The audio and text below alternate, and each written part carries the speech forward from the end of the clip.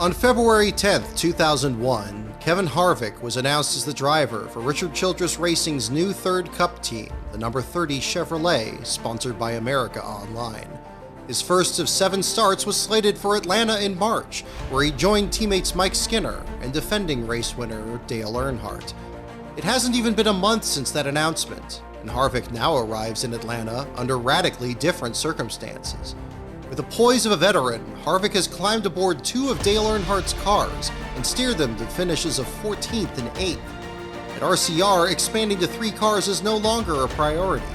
The Atlanta debut for the number 30 is pushed back indefinitely on February 23rd, and Rick Mast rejoins the rumor mill as a possible driver. Harvick has exceeded expectations, but in each race the magnitude of Earnhardt's loss overshadowed his accomplishments. Already, 2 of the 3 members of the Fox booth are calling on Childress to bring back the black number 3. I've got to believe that all the fans who have number 3 jackets, license plates, and hats are looking for something to cling to. And right now, they have nothing, says Larry McReynolds. I say don't take that car away from them. I think Richard Childress will view this a little different once his mind clears. There's an obligation to the fans. Right now, there's nothing out there that pays tribute to Dale Earnhardt. I can't even find the number 29 car in the pack, adds Darrell Waltrip. It would make me feel better if I saw the black number 3 on the track. When we finally get control of our emotions, we'll look back at the future of the sport, think of all the people who follow Dale's race car, and realize that the number 3 and that color are synonymous with our sport. At some point, they need to reconsider this. Everyone feels the tug of both the future and the past. Going into Rockingham, the Childress team's goal seemed to be to distance itself from Earnhardt as much as possible, not running the number 3 for the rest of the season, choosing a car number without a 3 in it, bringing out new uniforms, car covers, and even issuing new team credentials. The Atlanta Motor Speedway has pulled all their Earnhardt-themed billboards and TV commercials, but the program still features Earnhardt's car on the cover. Just like Rockingham, these were printed before the 500 even started. This is not to say the trend has been entirely constant. Harvick's pit crew brought back their old uniforms for Las Vegas, and for Atlanta, the car they service will also look different. It won't be a black number 3. The white number 29 now has red stripes and numbers. It's rumored the spotter requested the change, as Harvick's car looked too similar to the Ford of Brett Bodine, even though Bodine's car also has red numbers. Later rumors will point to the Earnhardt family, that the paint scheme too closely resembled what Dale wanted to run in the Winston. Richard Childress sets the record straight. I think that was due to dealing with Jim Goodwrench at the time. We talked about it, but I talked to them and explained to them we wanted to go with the red, and they were all good for it. Just felt it was better to put something totally different to give Harvick more of an identity with the 29. We sent them a painting, a sketch of it like we wanted to do, and they all bought into it.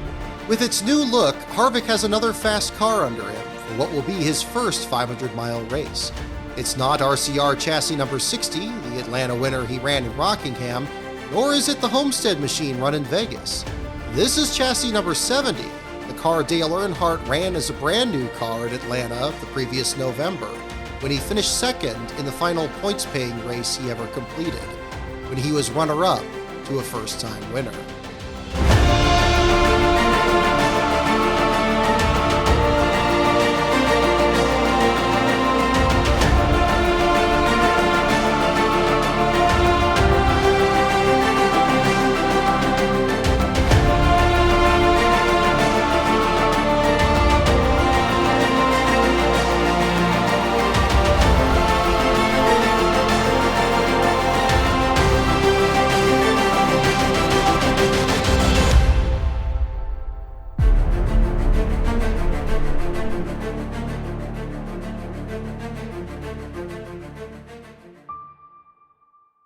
You want a hands-on boss. Yeah. He Terry is. Labonte. Terry Labonte. Check the transmission and the drive shaft. He's He's involved in every detail. Right. Absolutely. Hey, if that makes me a perfectionist, 1 more pound. So what? Just 3 races into the season, there's already changes taking place.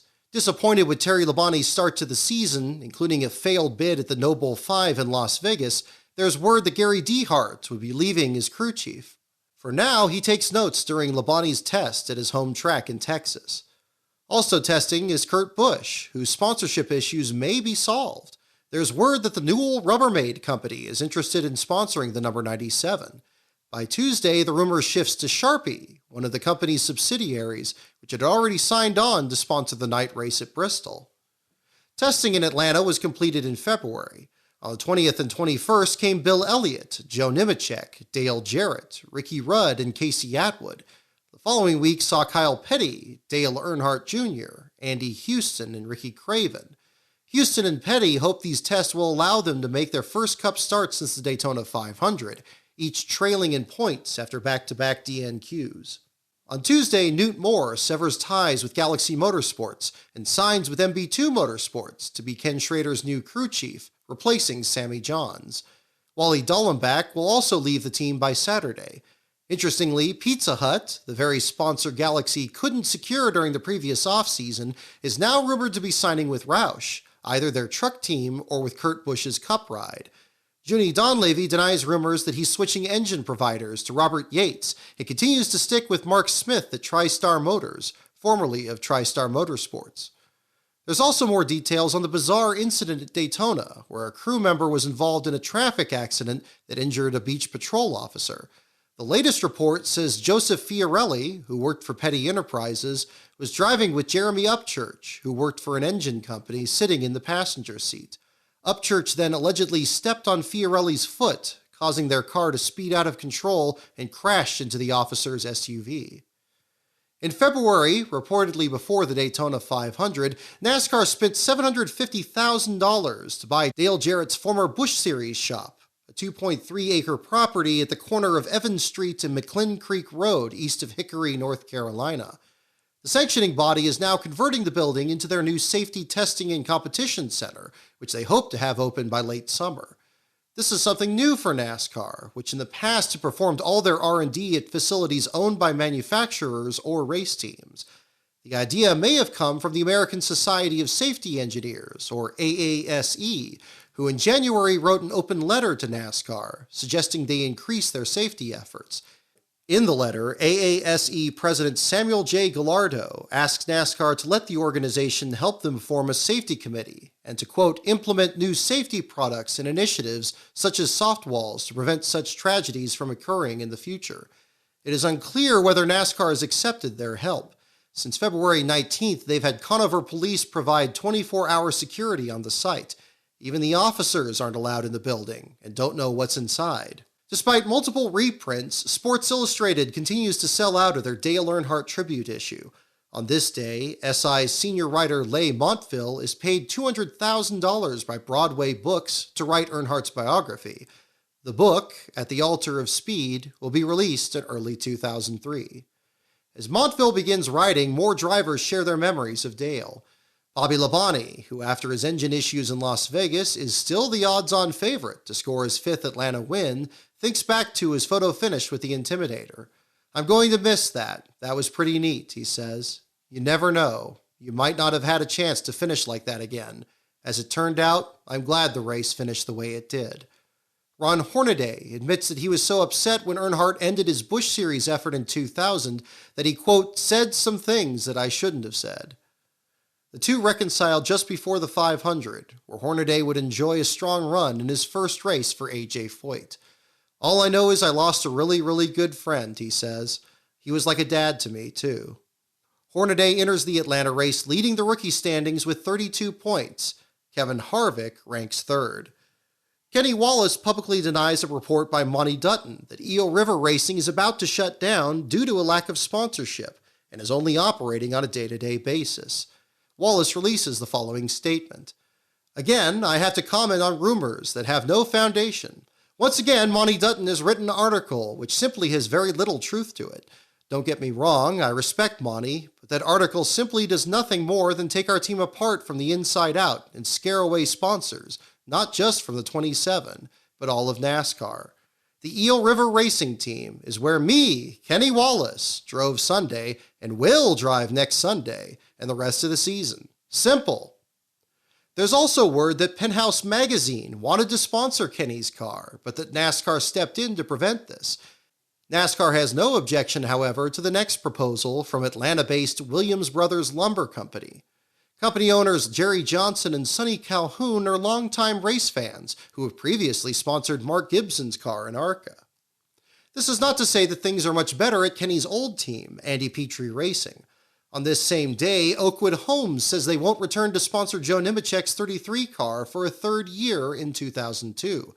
This compounds an already difficult task for Petrie, who has been trying to land associate sponsorship for Wallace's former ride, the number 55, now driven by Bobby Hamilton.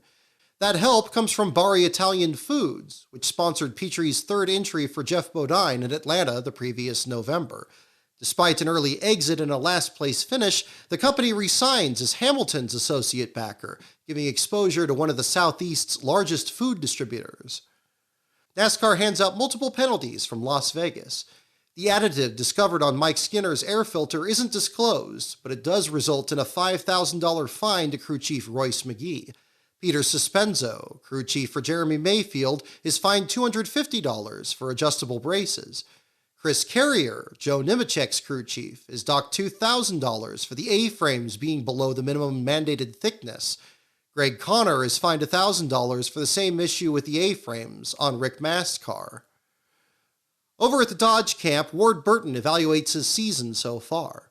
"We had an awesome car at Daytona, and one little tap ruined that day," he says. "But the last 2 weeks, we just missed the setup completely. I don't think it's the changes in the car as it is the changes in the setups that we've had with the tires. The fellows we've raced the last 2 weeks, normally we're putting a lap on them." Fellow Dodge driver Bill Elliott has similar concerns. "We've got a few bugs to work out," he says. "We've still got a few little glitches here and there. But I think from the standpoint of Ray Evernham getting started and what he's had his hands full with, he's had a mound of work to do." Elliott's pole at Daytona has resulted in Atlanta selling tickets faster than usual. The race will mark the one-year anniversary of Elliott's announcement that he'd be moving to Dodge. The driver hopes it will turn around his fortunes at the track, where he hasn't won since the day Alan Kulwicki beat him for the title in 1992. "I like the old Atlanta because it had a personality to it," says Elliott. "I just haven't figured out the new configuration. I'm sure if I'd win a race here, I'd change my tune a little bit." Meanwhile, new point leader Sterling Marlin gives all the Dodge teams something to shoot for. Marlin's is the first Dodge to lead the Winston Cup points in 683 races, dating back to July 31st, 1977, when Richard Petty's Charger led Cale Yarborough by 8 points after Pocono. "Sterling's got it going on," says team owner Bill Davis. "They run well every week, and my hat's off to them."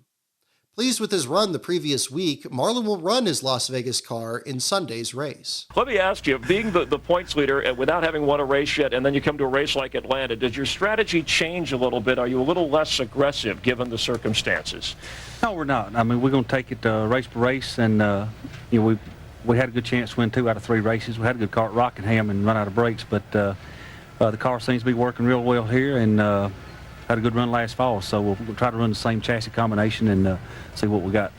I was talking to Tony yesterday afternoon. He seems so rejuvenated and so focused right now. Have you guys, have you changed anything from last year? Well, Tony, last year he really helped the 01 car. Yeah. And over the winter, they moved Tony over to me, and we picked up Lee McCall from Jeremy's team and just put a bunch of new guys in place. And Ernie Elliott doing the motors, and got our own fab shop going, and kind of got a little factory going there. So the thing is, I want to make sure everybody understands. Tony Glover has been your crew chief when you drove for a couple other teams, and now he's kind of like back as a team manager, semi. I mean, you can't take us old crew chiefs. We got to keep us Everybody's involved. on a first-name basis. Everybody wants to be involved. But you've been the best of the Dodgers. You're surprising some people, and people thought Dodgers were sandbagging a little at Daytona when you get off to the good start, but you didn't really know what you had. No, he said they were. He said they were. Excited to get back to Atlanta is Jerry Nadeau, who on Sunday will run the same car with which he won the most recent race at the track the previous November. "There's no doubt that win was huge for us. Any win is huge, but your first one is something else," he says.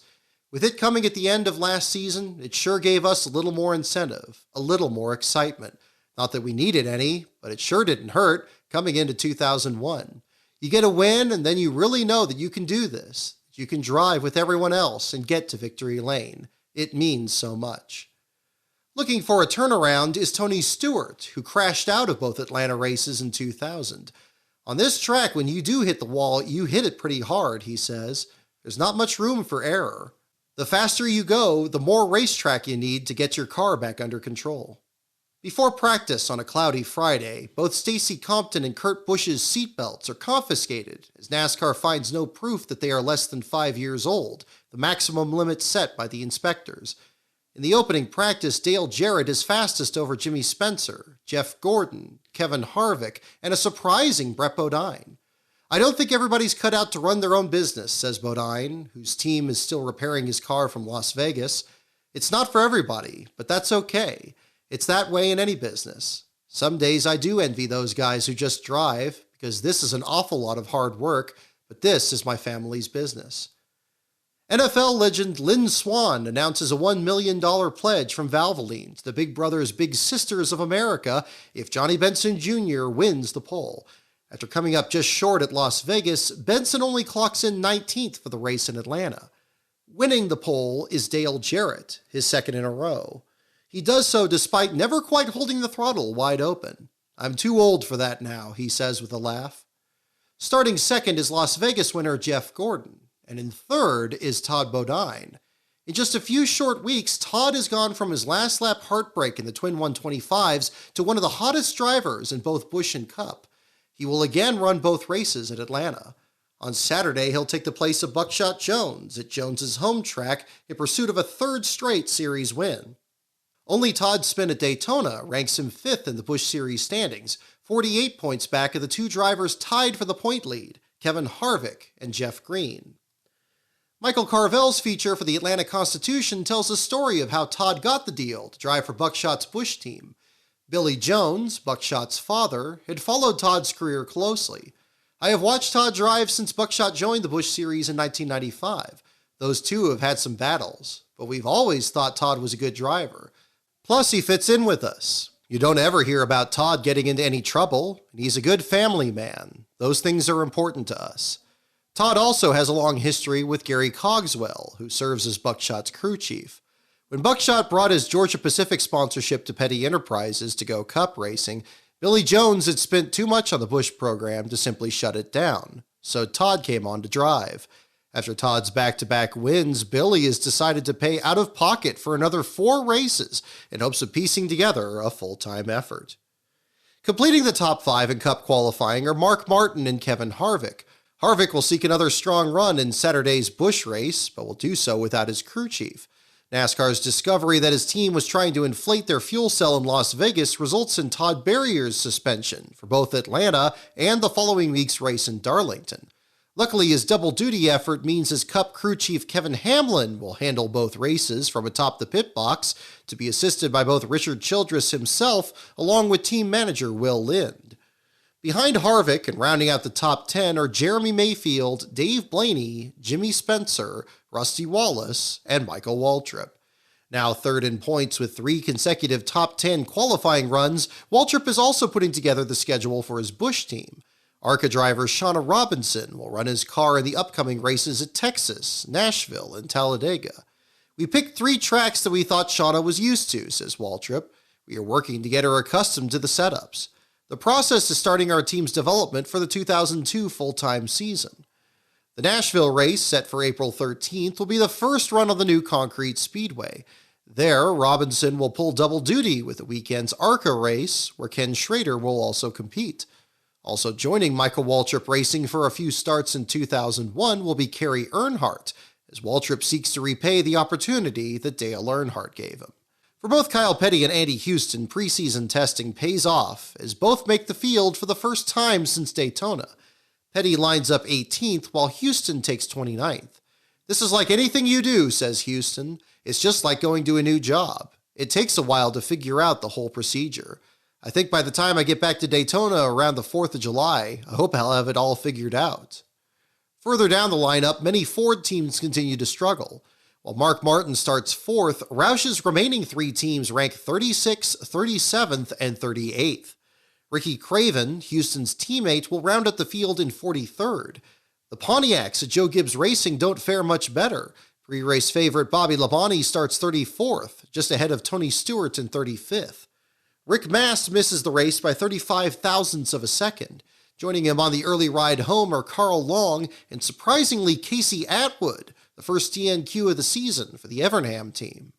Its high banks and unique configuration make this track the Atlanta Motor Speedway, the fastest on the NASCAR circuit. And today on FX, we kick off a fast and furious weekend of racing with the fourth Busch race of the year, the Aaron's 312, 312 miles, the longest Busch race on the season, and it should be a terrific race with a lightning-quick pace.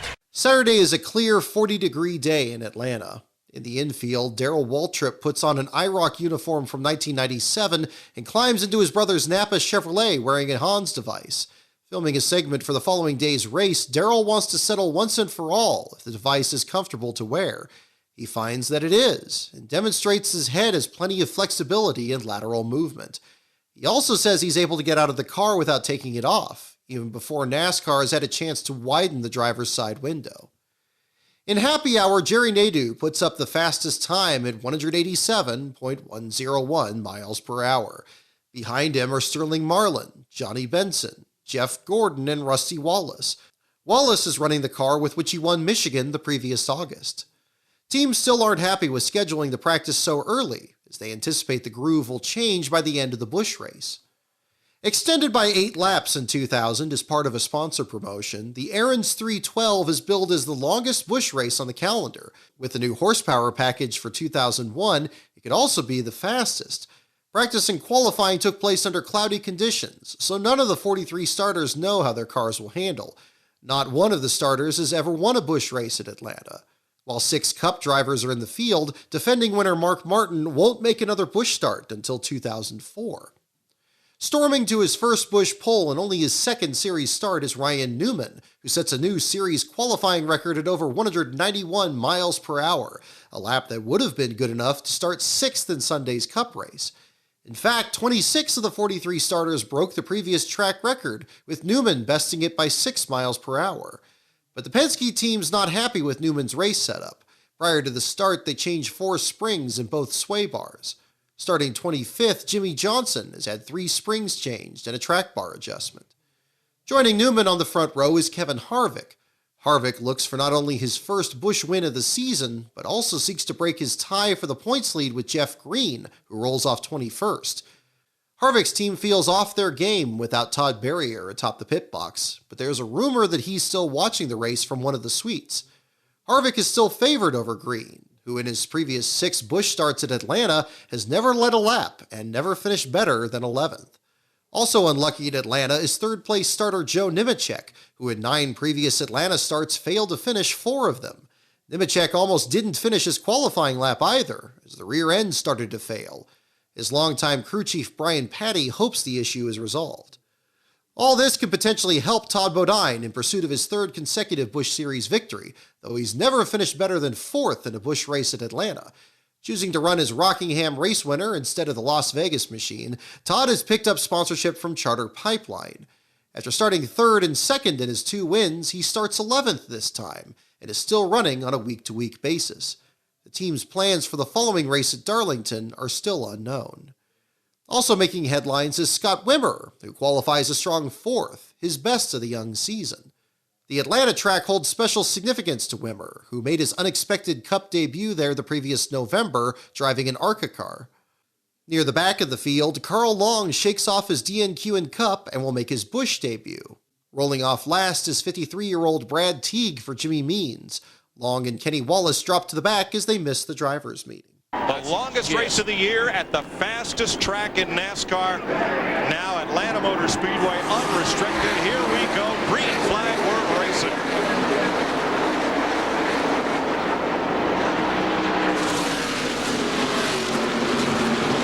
On the break, Wimmer spins his tires and drops to 6th place, while the fight is on for the lead. Side by side up front. Picking up a lot of speed as they come off too and start down that long back straightaway there. Long quarter mile. Not very long. They're going to fight to see who leads this first lap and picks up 5 points. Harvick outside, Newman inside. Newman by a foot. Well, this track is conducive to side-by-side racing, but normally you run a little longer than this before you... Boy, look at Kevin Harvick getting a little bit loose up there. He's up in that second. Oh, got a car spinning out back here in turn 2. A long looping spin down to the track apron. Larry Foyt is the driver, and caution is out. In the race to the caution flag, Nemechek beats both Newman and Harvick. On the restart, Biffle joins the battle, and Todd Bodine begins his march up to 8th. That 00 car, a little bump with Tony Raines. Whoa, come on, baby, don't do that now. He did. He knocked the sheet metal loose on the back of that baby. And what I get aggravated with, Darrell, it's not that Tony Raines in the 33 that he's messing with right there. If he caves the front end on with that 00 car, it messes the front downforce up on that car, so he could mess his sep up as much as anybody. Oh, yeah. You really shouldn't be doing that right now. As Raines continues to lose spots, Randy LaJoie breaks loose under P.J. Jones. Barely squeezing by on the inside is Blaze Alexander. Soon after the restart, David Starr, making just his 3rd career start, loses the tread on one of his tires that was changed under the LaJoie caution. Starr is then held a lap on pit road for pitting outside his box. 3 cautions in just under 20 laps. Back under green, Nemechek continues to lead over Harvick, who with each restart is inched closer to the 87 car. But on lap 31, Michael Waltrip's car comes to life, and he passes Harvick to take 2nd. Harvick's team tells him to learn Waltrip's line for Sunday's race. He does so, watching as Waltrip reels in Nemechek. Michael Waltrip for the lead. This is not the Michael Waltrip of 1 year ago. That was a driver who'd come to the racetrack and say, you know, I think we can run real good today. Yeah. This Michael Waltrip says, I know we can run well today, and we're going to contend for the win. Yeah, I like what he told me yesterday, Larry. He said, don't worry about me. I'm just hitting my stride. On lap 41, Biffle has climbed past Nemechek to 2nd, but Todd Bodine catches and passes them both. This puts Nemechek back into Harvick's grasp, and Harvick retakes the 4th spot. Nemechek says his car's handling has gone away, that it, quote, wants to jump out from under him. He needs a spring rubber pulled out on the next stop. In the garage, Brad Teague is already pulled out of the race with transmission issues. He's soon joined by Carl Long, whose debut proves to be a struggle. Boy, Dick, speaking of frightening, Carl Long was a little frightened, so that's why he got off the track. He said they didn't get a lot of track time this week out here. He missed happy hour because they were working on the car, so they had to guess on the springs. Guess what? They guessed wrong. It was a handling problem. Carl told me if he didn't get off the track, he would have been a wreck, literally. Guys? On lap 48, Waltrip leads Todd by just over 4 seconds, but Todd begins to close the gap as Mikey works through traffic. On the 56th lap, Wimmer hits pit road, complaining his car is way too tight. The crew struggles changing the left rear tire. 3 laps later comes Nemechek. This is a planned pit stop. Brian Patty had told Nemechek that he would pit him early. Short pitting is what it's called. And the plan is get your guy in early, give him the tires that he needs. Everybody else pits behind him, and he winds up inheriting the lead. We'll see if it works. So far, we've got what looks like a 3-tire stop. Very strange. Front tire changer around to the left rear of the car to loosen the lugs. This is going to be a long stop as a result. There goes Nemechek. 22.4 seconds. It was a long stop. The unusual-looking pit stop allows just enough time for the crew to pull the spring rubber. It's not as fast as Newman's, which clocks in at 17.8 seconds, but by now Newman has gone a lap down in 18th. More drivers have issues. Biffle's crew takes more than 20 seconds with the right sides, then with refueling.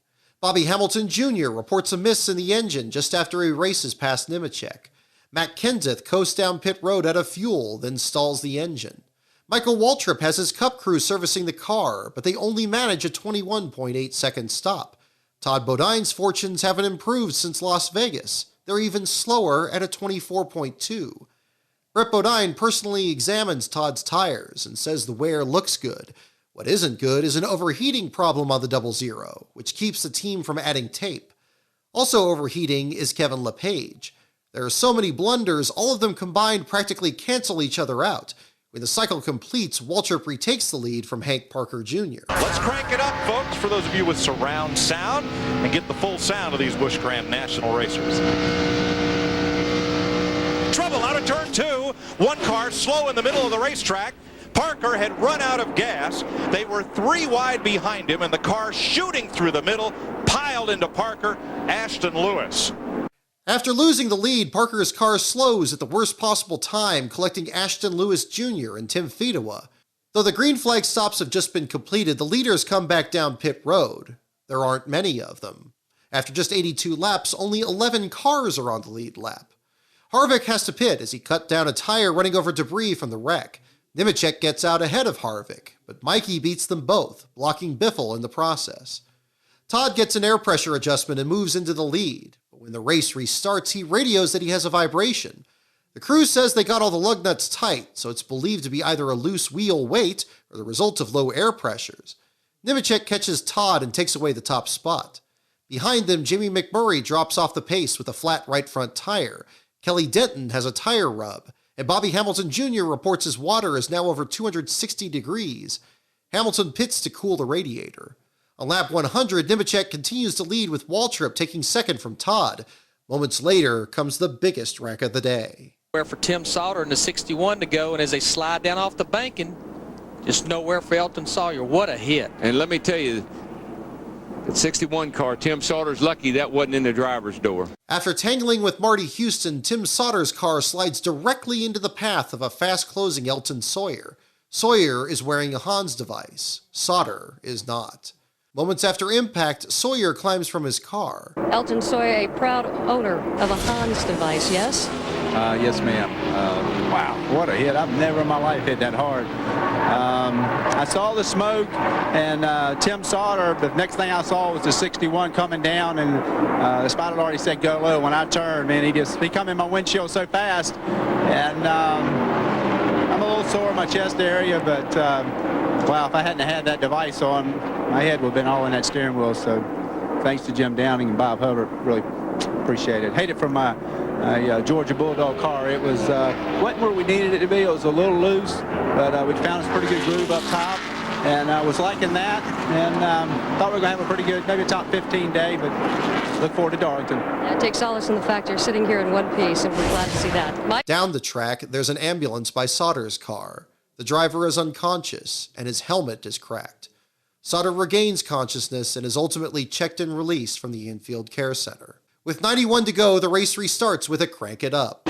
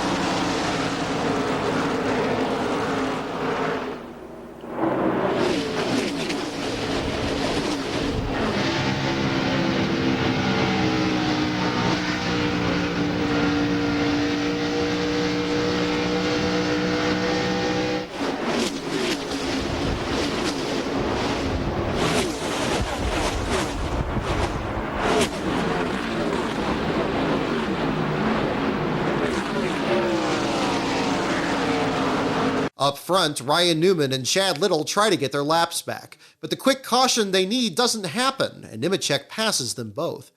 With 86 to go, Newman is bumped by Blaze Alexander and bounces off the outside wall.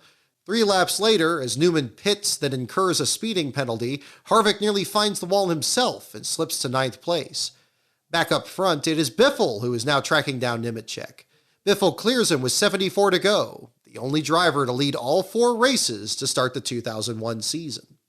Further back, Michael Waltrip mounts another charge. With 65 to go, he's in 3rd, the fastest car on the track. That same time by, Kenseth makes an unscheduled stop that takes over 30 seconds.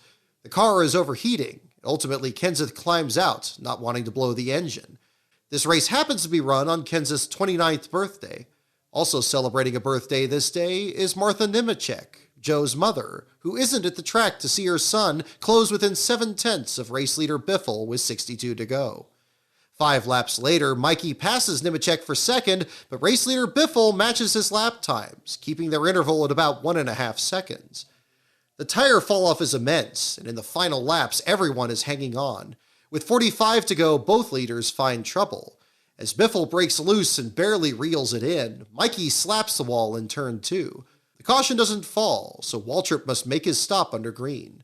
This ends up starting the final round of stops. Nemechek comes in and momentarily stalls the car. Jeff Green pits with 40 to go, unhappy with the tires from his last run. Todd pits with green and finally gets a solid 18.5 second stop.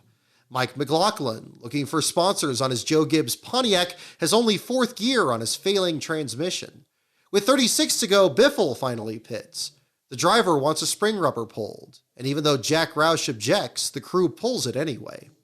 With 26 to go, the lead cycles back to Nemechek, who now enjoys a 5.5 second lead over Biffle. Biffle is driving flat out, desperately trying to make up ground. He pushes too hard, and this time breaks loose in turns 3 and 4 and slaps the wall. Nursing it home, Biffle falls 7.7 seconds back of Nemechek with 16 to go. He remains 6 seconds ahead of third-place Todd Bodine, who now has a mirror full of Michael Waltrip. The race for third remains tight until the final lap, when Todd breaks loose in turns 3 and 4 and slaps the outside wall. Mikey makes it by to take third with Jeff Green in 4th, dropping Todd back to 5th.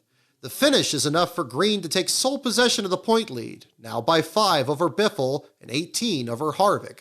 All of this happens nearly 11 seconds behind front row Joe. In his 195th Busch Series start, Joe Nemechek picks up his 10th series victory.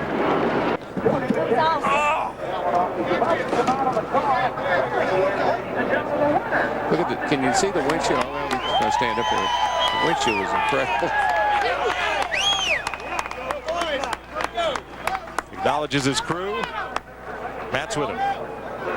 For the first time in almost a year, Joe Nemechek gets a hug from crew chief Bryan Patty.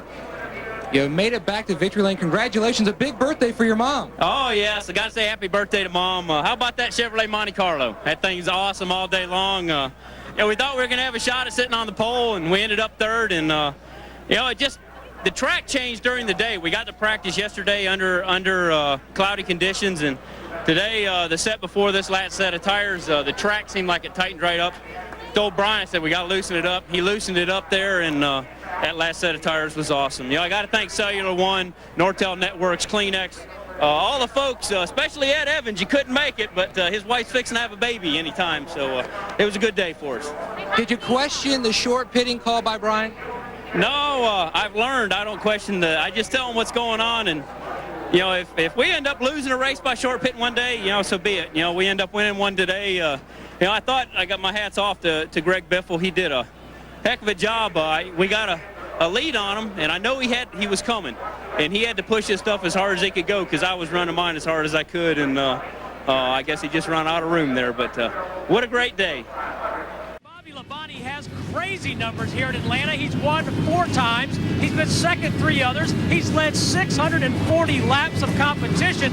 Today, though, he starts way back in 34th position, but Bobby Labonte fans, don't worry. A couple of years ago, he started at 37 and won the race. On the morning of the Cup race, the Orlando Sentinel publishes a massive article in which Ed Hinton is a contributing writer. In it, Dr. Steve Bohannon, criticized by some for allegedly making inconsistent statements about Earnhardt's crash, says the 3 theories behind Earnhardt's fatal injury are equally plausible, and that I would certainly support qualified people studying the now sealed autopsy photos.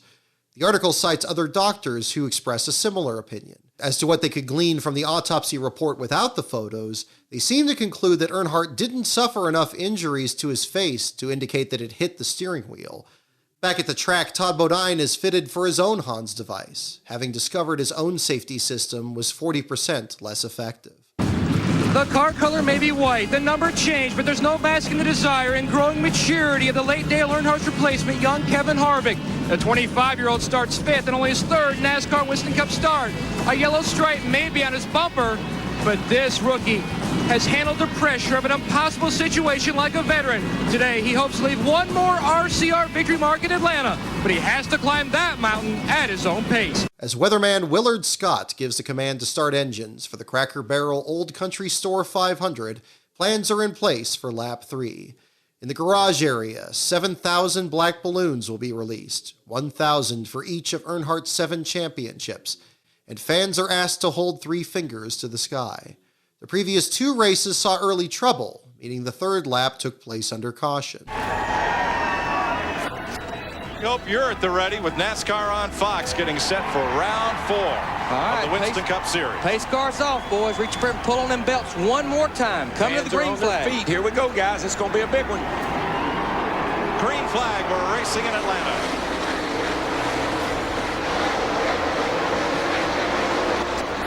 Got away, nobody wobbling, bobbling, or anything.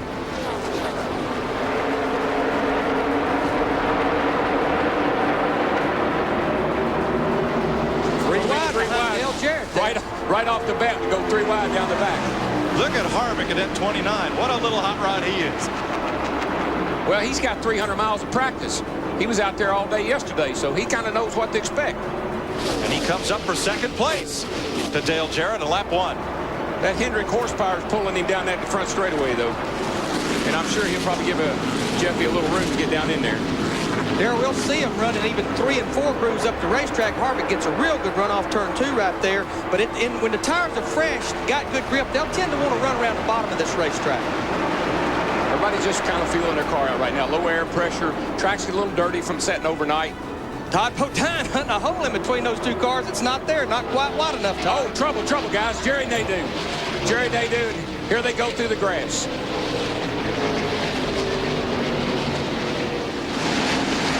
Got Robert Presley sliding through the infield there in the 77. Coming down to complete the 2nd lap, Michael Waltrip gets in the back of Jerry Nadeau, sending him spinning into the infield. A half-dozen cars speed across the grass, including Robert Presley, who spins to avoid Nadeau and damages the nose of his Ford. So as the field slows, fingers are raised and balloons released. Harvick's daring start has moved him up to 2nd for the lap 7 restart, where he jumps to the outside of race leader Jarrett. As he does, Jarrett breaks loose in turn 2, opening the door for Jeff Gordon down low. Harvick gets away, and just 8 laps into his 3rd start leads his 1st lap as a Winston Cup driver. As Gordon closes the gap, Sterling Marlin gets under Todd Bodine for 3rd, and Dale Jr. routes Ron Hornaday out of the way. As Mark Martin battles Joe Nemechek for 7th place, Marlin remains deadlocked with Todd, letting both Jarrett and now Dave Blaney to join the battle. By lap 15, Bobby Labonte has worked his way from 34th to 23rd, and Ricky Craven has climbed from 43rd to 25th. On lap 19, Harvick bobbles and Gordon gets by to lead.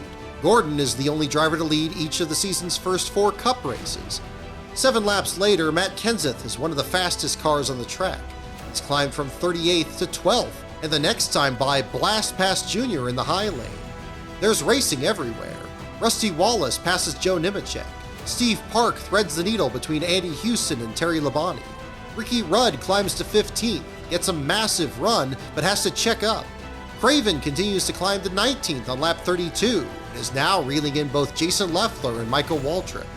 Up front, Gordon leads by 1.2 seconds over Harvick, Jarrett, Marlin, and Todd, but as Gordon puts Kenny Wallace a lap down, the fastest car still belongs to Kenseth.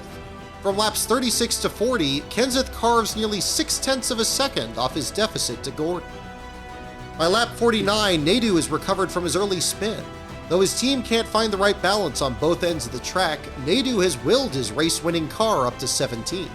Back up front, teammate Gordon can't get around Robert Presley, who valiantly tries to defend his career-best 8th place rank in points. As Harvick begins to close, the first round of green flag stops begins with Brett Bodine and Robbie Gordon. Craven pits, his crew just about the only one wearing helmets. Johnny Benson is also strong again and has a fast 15.8 second stop. Kenseth's is slower as 17.9, and he nearly collides with Terry Labonte. Rusty Wallace gets a 15 flat. The leaders pit on lap 58.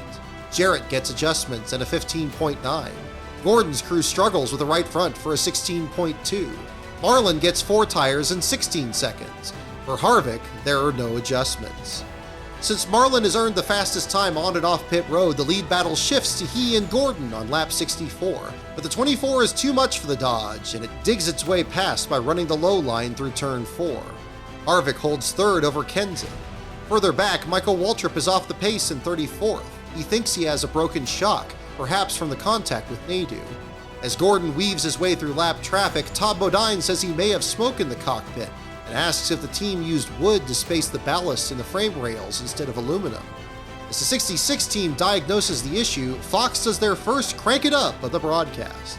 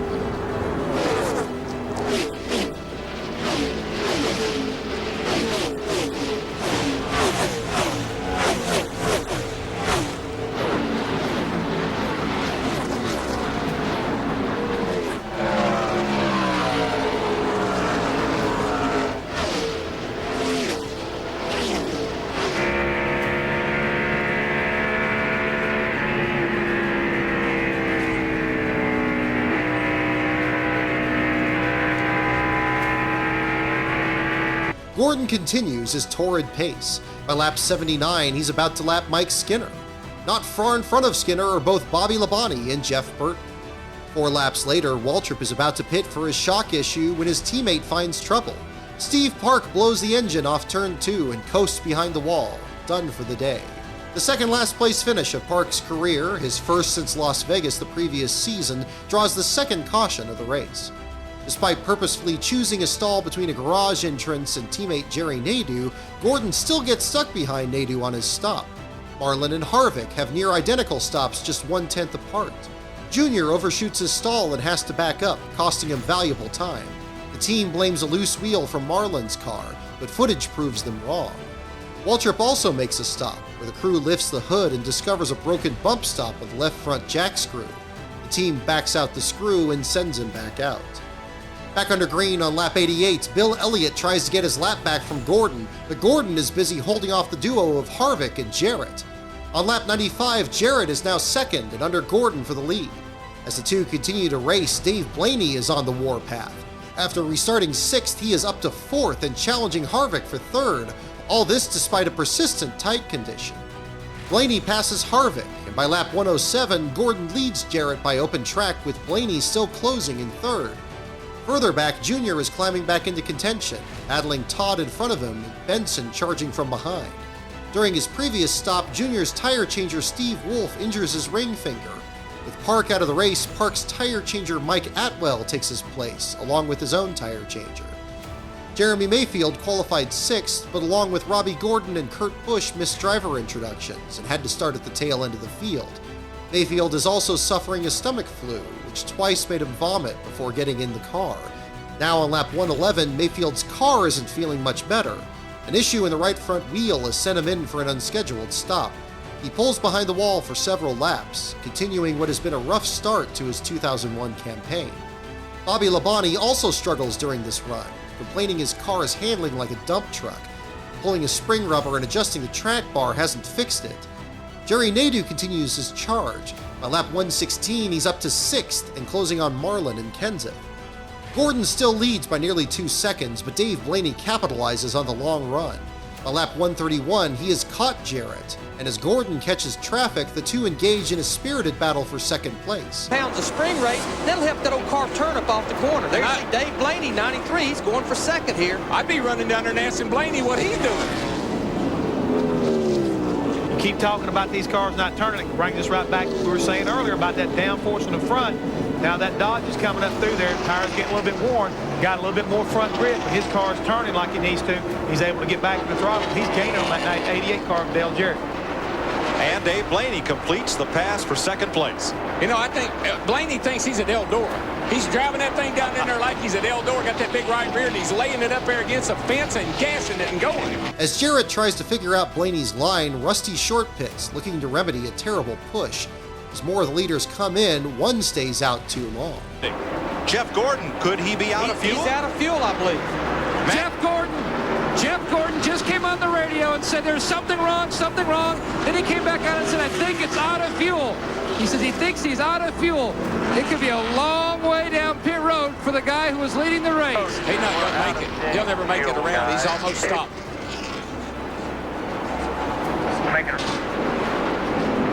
Right now is when I'd have my teammate coming down there and give me a little help.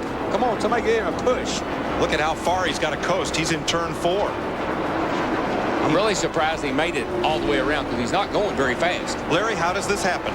Well, I'm questioning, did they get it full the last time? Because that was 60 laps, and everybody felt like they could at least run 62 or 63 laps, and he's just now halfway down pit road, Darrell. How that happened is in inspection. They took away those big fuel cells, and these guys don't know how to handle this 22 gallons of gas. Guys, get them full. They'll get it started.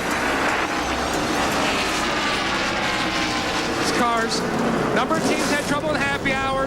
Jeff Gordon's car does fire, trying to dial in the race car, so did not do a lot of time, spending time on trying to get a good gauge on fuel mileage. So some teams did not get a good gauge coming in here. This 24 could be one. He's down and away. As Gordon refires the engine, Blaney leads a cup race for the first time since Dover the previous September. He pits 2 laps later, briefly making Jimmy Spencer the 9th different leader before he comes in. On lap 146, the lead cycles back to Jarrett. Back on pit road, Todd makes a second unscheduled stop for a vibration. Many teams have complained about rubber buildup on the inside of their wheels, some using a Teflon coating to break this up. Todd returns to the track 1 lap down along with Gordon, who's trying to unlap himself after running out of fuel. Blaney is again the leader, and Mayfield returns from the garage several laps down. By lap 158, Blaney, making his 43rd Cup start, leads Jarrett by 1.96 seconds. Marlin holds down 3rd. Further back, Harvick has lost 7th place to Junior. On lap 160, the caution comes out for the first time in 72 circuits. There's oil on the track, and Robbie Gordon has slipped in it, damaging the right rear of his Chevrolet. Jeff Gordon is nowhere near Blaney to try and get his lap back. Meanwhile, there's some confusion as the pace car doesn't pick up Blaney right away. Behind him, Jarrett enters pit road when it's closed, bringing with him Junior, Rudd, Kenseth, Waltrip, and Rusty. When the pits open the next time and the leaders come in, the 6 drivers who pitted are all penalized, sent to the tail end of the longest line. Crew chiefs plead their case. Drivers say they didn't see the flag, but NASCAR upholds the penalty. Back under green on lap 167, Blaney's alongside Gordon, looking to keep the 24 car a lap down. The 93 crew made no adjustments on their last stop, and word is Blaney is adjusted to Goodyear's new tire faster than his Bill Davis teammate Ward Burton. On lap 170, Nadeau has climbed to 2nd, with Craven now 3rd, leading into the next Crank It Up.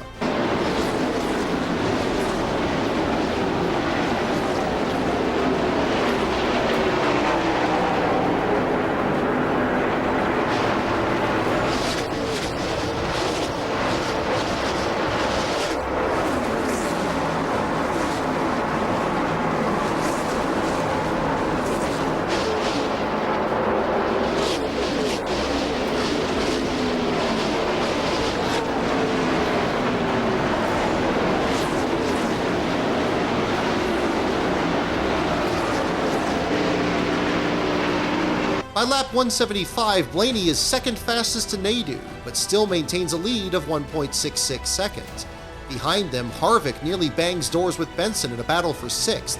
Even while Blaney holds a commanding lead, Harvick remains the story. I mean, this is his kid's 3rd Winston Cup start, and look at him up here. Nobody told him you ain't supposed to do this in your 3rd start. Well, he was very impressive yesterday, has been in the Busch car, and he's turning a lot of heads right now in that Cup car. And in 3 races, the only mark I've seen on his car is on that first lap at Las Vegas, just barely caved the grill in a little bit. But you know what? That's what you got to do to a race car to be at the end of these things. Well, that's how you learn. You got to get seat time. You got to run these races. You got to figure out this isn't 200 miles, 300 miles. This is 500 miles, 3.5 hours. You got to pace yourself, buddy. He's going to make a shambles of the rookie race this year if he keeps this up. And right now, he's the highest placed rookie in the race. Steve? Guys, you're exactly right. It's amazing. Kevin Harvick on the last 3 stops, they have made no adjustments to that car with the exception of putting 4 new tires and pulling a 4-inch piece of duct tape off the grill. They have not tweaked that car in any other way for the 29 of Kevin Harvick. By lap 183, Jeff Burton has dropped a cylinder and loses another lap to Blaney.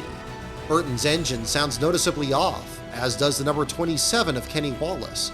Junior reports a vibration, again likely due to rubber buildup. With 131 laps to go, Blaney is leading Nadeau by 2.576 seconds. Until this day, Blaney had only led 4 laps in his entire Cup career. He's now been up front for 47.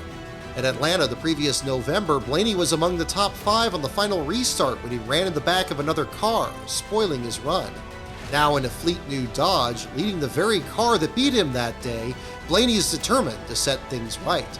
Statistically, the 93 had never won a Cup race. The number's best finish was a 3rd by Donald Thomas on the Charlotte dirt track back on September 23, 1951. On lap 206, Todd Bodine spins off turn 4 into the infield grass. Gordon had been in 17th, the first car 1 lap down, but Rusty Wallace loses a lap just moments before the yellow. The other 5 drivers penalized under the previous caution all managed to stay on the lead lap. During the stops, Blaney retains the lead with Harvick, once again receiving no adjustments, beating Marlin, but trailing Nadeau. As Rusty and Spencer both have long stops, Blaney leads his 62nd lap of the race. Back under green on lap 211, Gordon desperately tries to get his lap back from Blaney. Well, you can bet Gordo's going to keep it right in there tight on him when he gets to turn 1, not give him any room if he can help it. Pretty much the same thing as the last restart. Jeff Gordon on the bottom there. He couldn't stay out front there for long a while ago. Let's see if they've adjusted that car and made him better. Blaney with the big rubber band down the back straightaway. Got some ponies up under the hood of that old Dodge. Runs that high line, gets that run off turn 4. One thing I noticed about Blaney back there earlier in the run, he can go high or low. I saw him dive under a couple of guys down low in 3 and 4 and went right by him. That's one car you don't want to let back on the lead lap, Jeff Gordon. He will come back to haunt you. Yes. Boy, Blaney got way out next to the wall off of 2 that time. Running side by side like that makes it really difficult. How about Jeff Gordon's teammate, Jerry Nadeau, the 25 car? He's going to go up there. He's going to try to take the lead as well. Gordon squeaks his way past as Nadeau positions to take a bit of the air off of Blaney's spoiler. Kevin Harvick in the white 29 car, he's moving in position too as well. This is going to get good, guys. Oh, this could get ugly. You know? Oh, this is getting good. This could get ugly. A great pit stop for Harvick put him 3rd. Now Nadeau. He can't decide which line he wants to take. Falls in behind his teammate going into turn 3. Blaney just needs to really bide his time here. He's got a better car than the other 2 guys, and their teammates got to take that into consideration. And did Nadeau lining up with Gordon in the back straightaway, did that help Gordon get a better push off into turn 3, Darrell? That's exactly what his spotter was saying. You've got to push. In other words, you got somebody behind you to help you get out front. Now Blaney is still the leader. Gordon is now on the tail end of the lead lap. This is where spirits.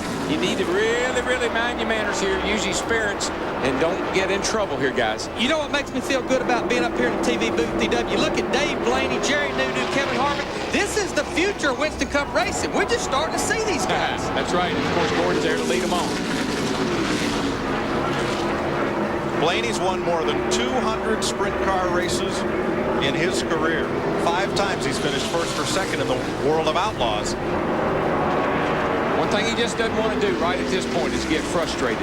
Just bide your time, buddy. You got a better car than those other guys. You're going to pull ahead of them. Just don't overdo it. That boy. Nice and smooth off 4. You're going to pull away from them. Finally clear of traffic, Blaney sets sail and is the fastest car on the track. But then on lap 218... Matt, what's wrong with 93? Hey, Dave Blaney just came on the radio that something may be wrong with the right rear tire. He's not sure. Left side tires, they believe, maybe left side tires. You might want to keep an eye on the left rear because they were still working the lugs when he started leaving. Tommy Hubert zipped the gun in there. They thought they got him, but maybe they have one loose. Does have a vibration. Well, at 190 miles an hour, you don't dare gamble. No. He's got a fast car. He'll get back in this race. Dave Blaney finally comes to a halt. He does have a lug missing on the left rear. There is a lug missing. That's probably why he had the vibration. A costly stop for Dave Blaney, who was leading this race and starting to run away. He's down and away. Heartbreak in the 93 pit. Off the lead lap and out of contention, Blaney returns to the track, where Nadeau keeps teammate Gordon a lap down.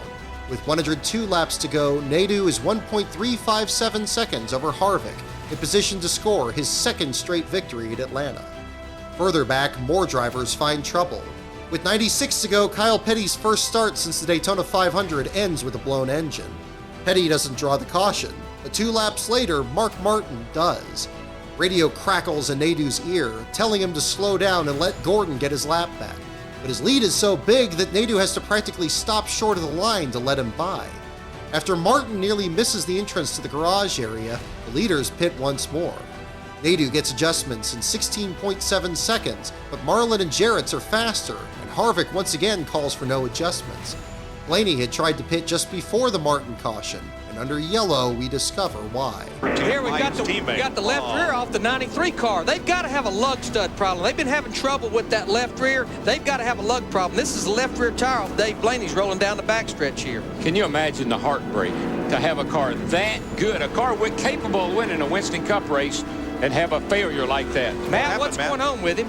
Guys, he was going to hit pit road when the caution came out, so he drove on through. He was complaining something did not feel right. It felt like the left rear tire was going to come off, but they did not want to lose any more time, so he went back out, and now even more trouble for the 93 car of Dave Blaney. Blaney leads 70 laps of this race, but a 34th place finish will be his reward. 86 to go. Jarrett leads over Kenseth and Nadeau, with Harvick back to 6th. The next time by, Bobby Labonte suddenly slows as for a second straight week he's lost a cylinder.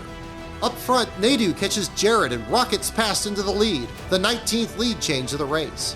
Kenseth battles Jarrett for second, and Gordon, back on the lead lap, is already up to 12th. Now Labonte trails Smoke, and Craven pits with a dropped cylinder and a loss of oil pressure. With 80 to go, Gordon breaks into the top 10, and Marlin takes third from Kenseth. Gordon is coming, but he is 7.796 seconds back of Nadeau, the fastest car on the track. Hornaday makes an unscheduled stop for issues with the left side tires. With 66 to go, Fox plays an interview of Nadeau recalling his win the previous November. Yeah, it was pretty cool. I mean, the last 7 laps was amazing. I told my spotter right before the green flag, I said, make sure you give me a rundown of every lap till the last lap. And well, we were getting down to about 4 laps to go, and I could barely hear what he was saying.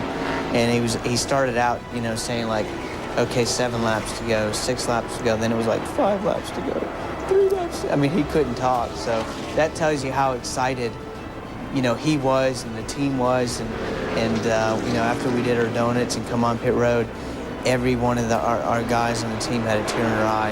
And it tells you how competitive NASCAR racing is and how hard these guys work. By the time the clip ends, Jarrett has closed the gap and soon looks for the lead. With 60 to go, as Hornaday goes behind the wall with a burned clutch, the clouds begin to roll in, threatening to change everyone's handling with 1 stop left to go. With 56 to go, Jarrett leads Nadeau by 1.283 seconds. Junior has climbed to 4th ahead of Kenseth, but with just 51 laps to go, Flaming Kenseth slides, hits the wall. Boy, that's ugly. That birthday cake had way too many candles on. Yeah, look at all the smoke inside that car. Man, that's an oil fire. He's got the window net down. He wants out of there. Come on, buddy. Come on, hop out there. He's okay, Darrell. He's got the Hans. He's got the Hans on. That's his device right here. You can get out with it on. That's the Hans device he has on. He got up out of there. Caution, of course, is out at lap 275. Despite wearing a Hans device, Kenseth quickly climbs from his car without injury. And though he never leads a lap in this race, the 37th place finish will not reflect how well his day had gone. Jarrett keeps the lead over Nadeau after pit stops, and Bobby Labonte still limps around with massive plumes of smoke from his fading Pontiac. As Labonte drops to the tail end of the field and Buckshot Jones makes multiple stops, we're told about a conversation between Nadeau and team owner Rick Hendrick. Owner Rick Hendrick of the 25 car was on his radio to his driver, Jerry Nadeau. They were talking about, under caution, what Jerry would like if he actually wins the race. Jerry thought about it, said, well, boss, I'd like a new truck. He says, really, is that it? He goes, well, no, actually, I'd like a new BMW. Can you help me out with that? He goes, well, I think so, but if you lose, I'm going to fire you. And they started laughing, and Jerry came back out and said, well, actually, boss, I really could use a new engine for my dirt car I'm going to run next month in Charlotte. Larry Mack also addresses why NASCAR doesn't run restrictor plates at Atlanta. You know, one question that has been asked a lot is why, as fast as they are here, don't we run restrictor plates? I've actually been part of a restrictor plate test here. The problem was it slowed them down on the straightaways. They run wide open through the corners. The end result was the same speed. So that's one reason we don't run restrictor plates here at Atlanta. When the green flag drops with 42 to go, Nadeau gets back to work on Jarrett, leading to one more crank it up.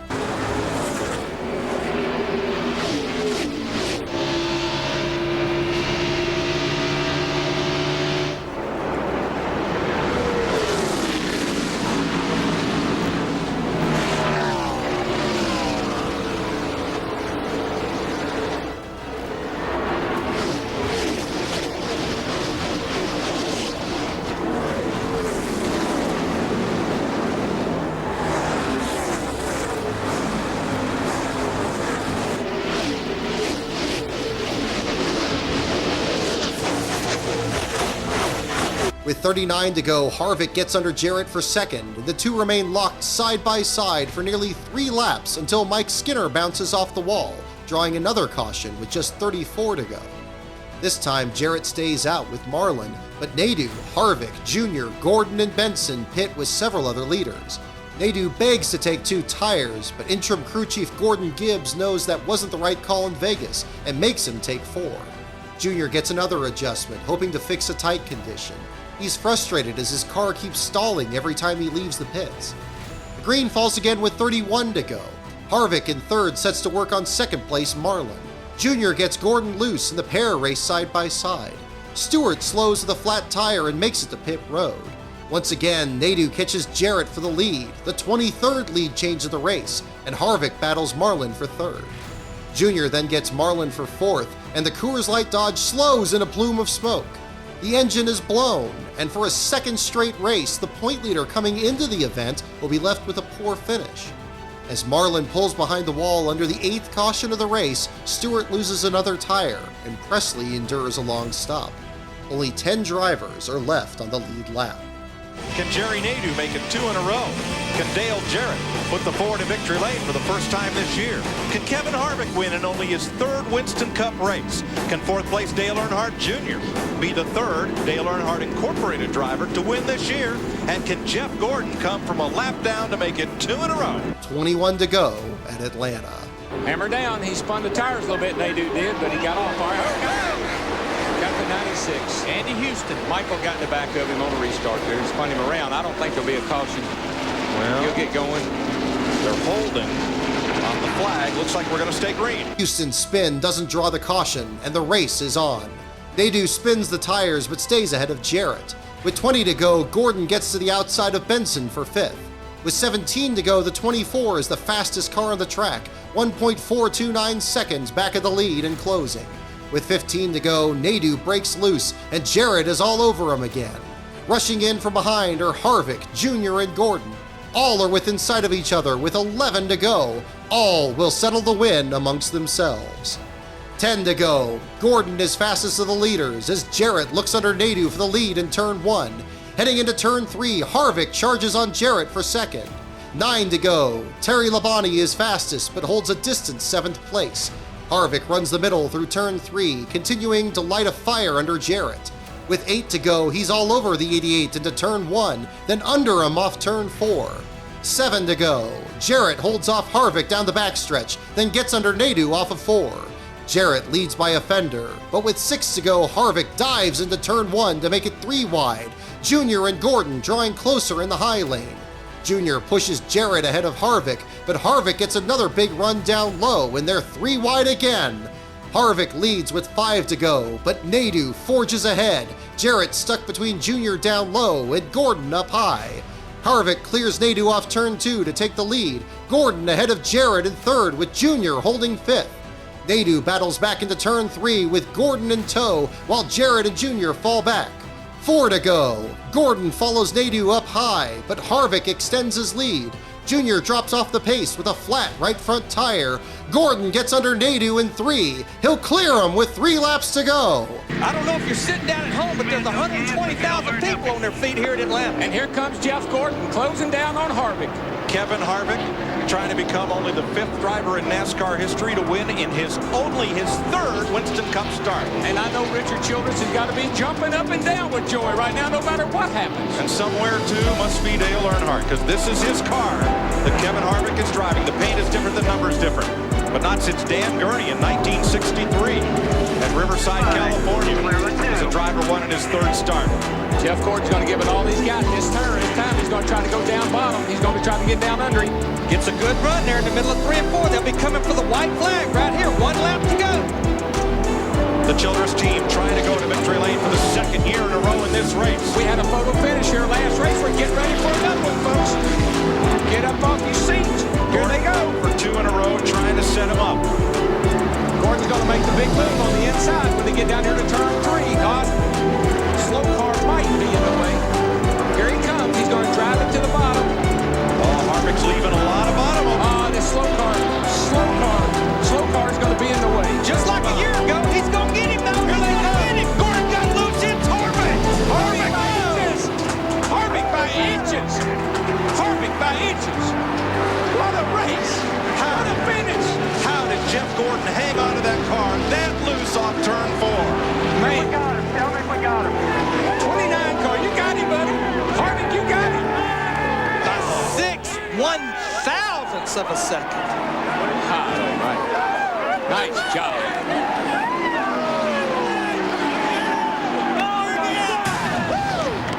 Look at this. Man. For the win.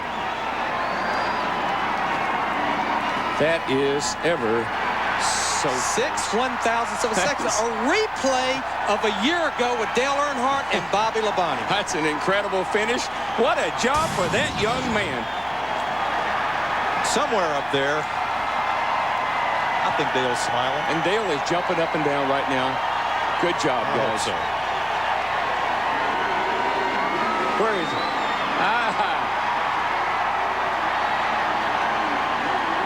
Folks, this is Dale Earnhardt's car and team. And Kevin Harvick, the young man Richard Childress tapped, is doing a John Force down the front straightaway. Hey, listen to the crowd. I mean, that's incredible.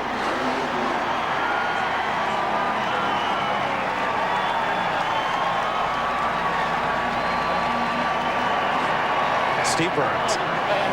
With Richard Childress. Richard, what an emotional win. What does this afternoon mean to you? Hard to say. I'm just thrilled. I kept praying for Dale to help us. He did.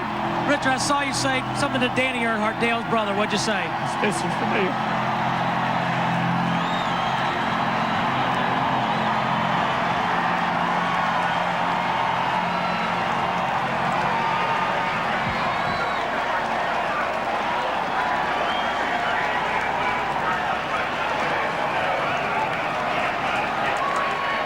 How special this is. I'm telling you, I'm speechless. Just what this means to so many people. This is a win for this young man. It's the start of a great career for him, but it means so much to these people. Look at Kevin Harvick as the fans saluted Dale with the number 3 on the 3rd lap. Kevin Harvick salutes him on the way to victory lane. If I was him, I'd run that thing out of gas riding around here. What could be more fitting? What could be more special?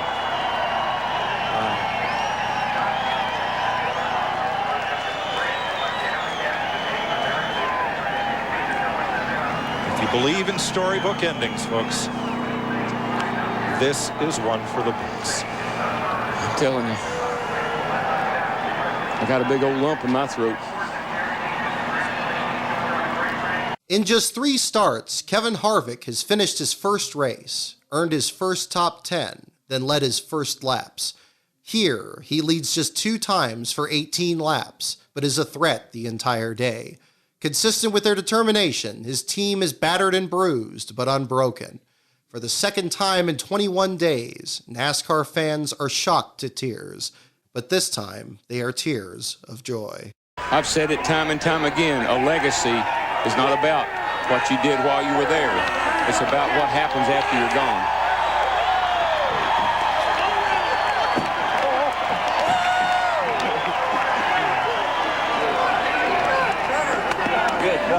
Good. Matt Yoakum's in the midst of all that. Tears and jubilation in victory lane. Hugs by everybody. Kevin Harvick, a very special and emotional win.